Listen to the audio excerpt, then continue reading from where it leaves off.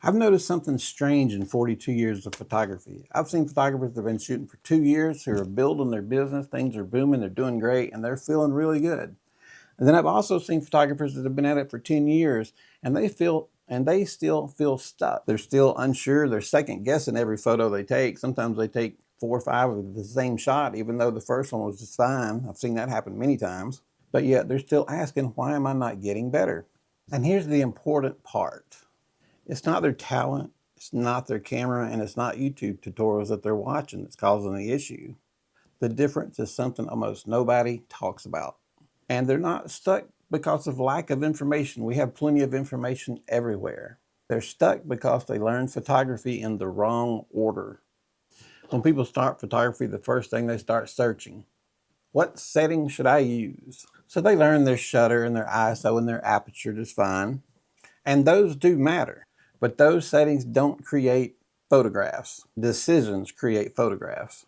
Good photographers don't stand there thinking, is this 1/200th of a second or is this 1/200th of a second? That's not what you're doing as a photographer. They're thinking, where should I stand? Where is the light coming from? What is that person feeling right now? The camera comes second.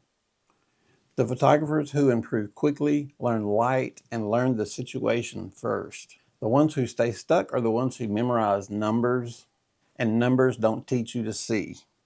You know, I've said, you've heard me say on the channel, see the difference. Well, there's a reason for that, because seeing is everything. You have to see the difference. And here is a huge one. Many photographers spend years photographing cars, flowers, buildings, even pictures of their gear on the table. Why? Because objects don't judge you. People judge you. So they're afraid to do portraits. They don't want to get judged. But I promise, photography will explode as you start photographing people. Not only money-wise, but learning-wise.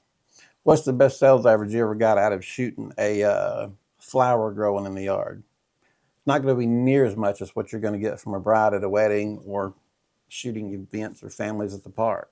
You can't hide behind your settings when you're in front of a nervous bride. The photographers who get good fast are the ones who force themselves into uncomfortable situations, and you will be in some uncomfortable situations, and with that will come learning. The ones who stay stuck, they say, I'm gonna wait until I feel ready, but you know what? They never feel ready, because you're never ready until you just jump in and do it.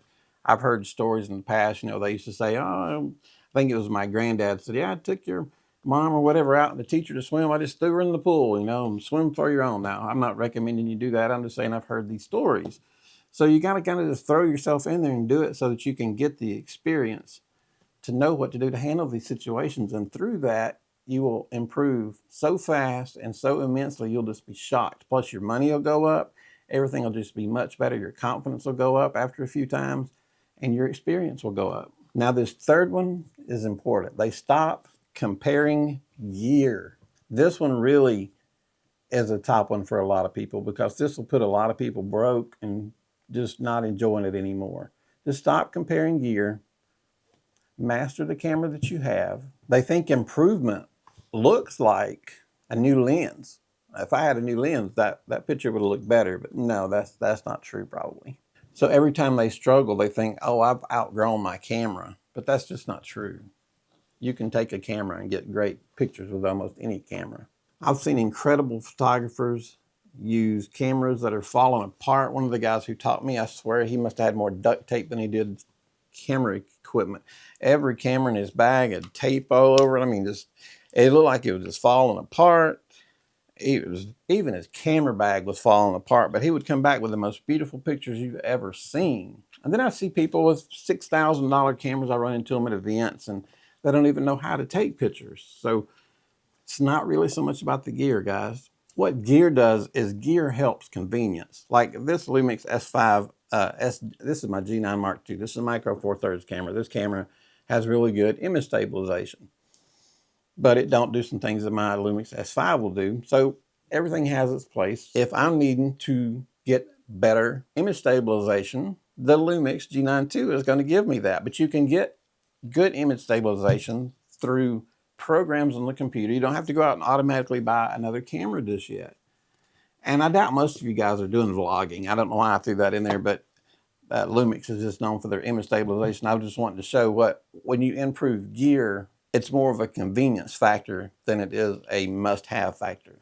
Gear does not create vision. You can have the greatest camera in your hands and be standing in front of a beautiful scene and not have any idea how to shoot it to make it look good, because it just don't help.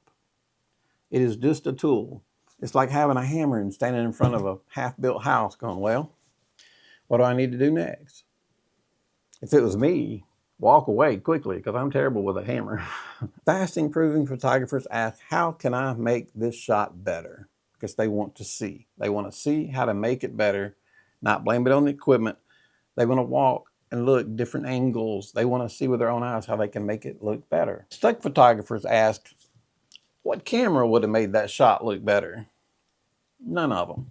Without seeing, no camera matters. One question leads to growth, and the other question leads to purchases and spending money. This one surprises people. The photographers who grow very quickly take a lot of bad pictures, and I'll put myself in that category, because my first 2, 3, 4 years, I would shoot a lot of bad pictures, but I was shooting and I was trying to figure out, let me see if I can do it this way. And you're going to end up with a lot of pictures because it takes practice to get it right. It takes practice to learn how to see. And the reason they take so many bad pictures is they move closer, they move lower, they change their angle, and they risk failure, which you cannot be afraid to do.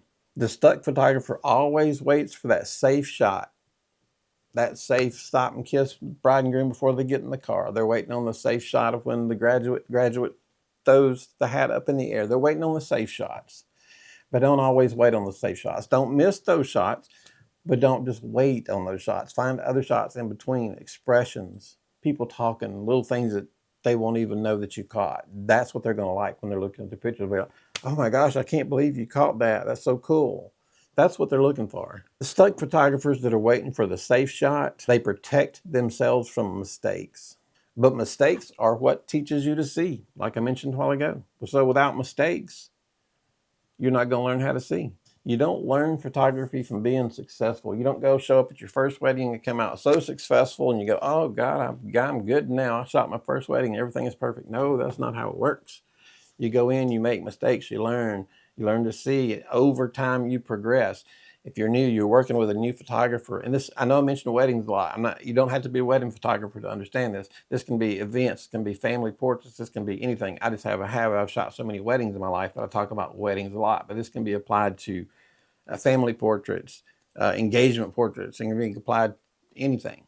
Anything applies to it. You'll learn photography from noticing what did not work, and then you correct it the next time. That's how you learn. And a lot of people, I think, get this wrong too. Photography is just not a camera skill. Yes, you have to be skilled with your camera. You have to understand what everything does, but that's not the part that sets you apart from other photographers. Photography is a people skill. You guys have heard me say this on the channel. You have to learn how to deal with people before you're ever going to be successful doing events or anything to do with weddings, family portraits, whatever the case may be. You got to know your photography settings. But when you're there, you're dealing with the people. That's your number one priority. Camera's in the back of your mind. You got to know this already. When you get to the event, it's okay, how am I going to take care of these people? How am I going to handle them? I've taken portraits where the lighting was simple, but the people liked it because they trusted me. And that has potential to become a powerful photograph, because when they have faith in you and trust in you, you're good as gold. If they see you fiddling around over there, they're losing confidence in a hurry. You don't want that at all. You can have absolutely perfect lighting, the best ever, and still have a stiff person. If you can't get that person to relax and smile, you're not going to have a good picture. I don't care how pretty the light is. If that person is stiff, it's no good.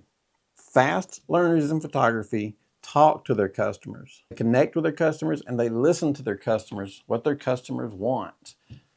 That's very, very important. Listen to what your customers want, because you might like one thing, but if your customer likes something else, do what they want. If there's time and you don't like and you don't think they're really going to like what they thought they were going to get from that one area they wanted to shoot, try to work in time to take them over to the spot that you wanted to shoot. That way you've got two places just to cover yourself. Stock photographers are only going to view on technique, and the customer is going to feel the difference instantly. You know, I've got clients that say, man, you are so funny behind the camera. And, you know, it's so fun to work with you. You make me feel so at ease. We have so much fun. I've talked to other photographers and, oh, I just can't deal with the way they talk to me. And it's so creepy. And they say, you just make me feel so comfortable. And this is something I've learned over time. And everybody needs to learn that, because if you're dealing in photography and you're dealing with people, which is where the money is, you're going to have to learn that as a skill on top of learning your camera as a skill. Most photographers practice like this. They'll go out, they'll shoot 200 pictures, come in, hope one of them is good, and then they repeat. Improving photographers do something a little different. They practice one skill at a time. Whether you're wanting to learn your depth of field, learn your depth of field before you start worrying about everything else. Learn everything one at a time. So you got all these building blocks. You got, okay, shutter speed controls speed, whether it's I want to show motion or stop motion. F-stop is going to show blur or show light of the background. ISO, if it's dark, I'm going to have to turn it up. Learn these one at a time. Use them as building blocks so that when you get all your blocks together, you know which one to jump to and which one to jump to when, and then you don't have to worry so much about your camera. You can deal straight with the client and interact with them and start making them feel comfortable. And by doing that, you're not taking pictures, you're training your eye. And what are you training your eye to do? You're training your eye to see the difference. You see where I'm going with this, right? See the difference. That's why improvement looks fast, but actually it's intentional. They're going about it in the right way. And here's the truth. Most photographers don't have a skill problem. They have a confidence problem. They're waiting for the day they feel like a photographer, but confidence in photography does not come before experience. It comes after action. It comes after jumping in feet first and getting it done, jumping into uncomfortable situations and taking control. The photographers who improve quickly don't wait until they're qualified. They're going ahead and jumping in feet first and doing it. They behave like photographers first, and the skill will catch up. That was big to me. That's kind of what I had to do for about 6 months or so during the first couple of years so that I got out of that rut. The stuck photographer just keeps on preparing, and the improving photographer keeps on doing.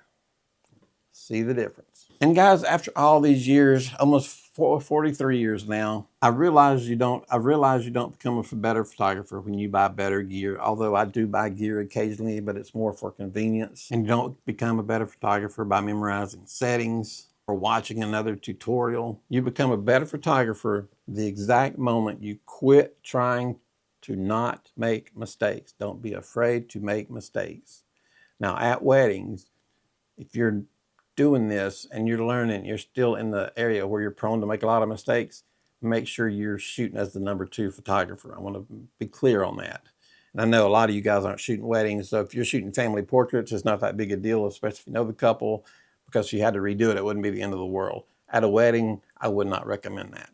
Be with a first photographer so you can shoot second. I've always said shoot with that first photographer for at least a year so you can learn these kind of things. When you stop trying to protect yourself from mistakes, you start learning to see light and see people, and you'll see what they're doing. Watch them. They'll do something just out of the blue and you can shoot that and they'll never know you shot it until they see it, and they're going to love it. Photography really never was about mastering a camera, although it is important. It's about learning to see the difference. And once you learn to see, improvement will happen a lot faster than you think. So with that said, guys, I hope I've helped you out a little bit. And maybe where you are in your photography career right now, or an amateur, professional, beginner, wherever you are, leave me a note down at the bottom. Let me know what you think. If you have any questions, I am more than happy to answer any of the questions that you guys have. I'll help you out whether you've been shooting a week or if you've been shooting 30 years. If you need me, you know, if you got some weird problems, I come across weird things every now and then. I'm like, what in the world am I doing? And I'll get on the phone with somebody I know. We'll figure it out together, because I've always said nobody knows everything about photography. Technology changes too fast to know that. So anyway, guys, we are here to help you out. Leave a message down at the bottom. I appreciate so much your time. We want this to be your home for photography. I appreciate it. You guys have an awesome day. Thank you.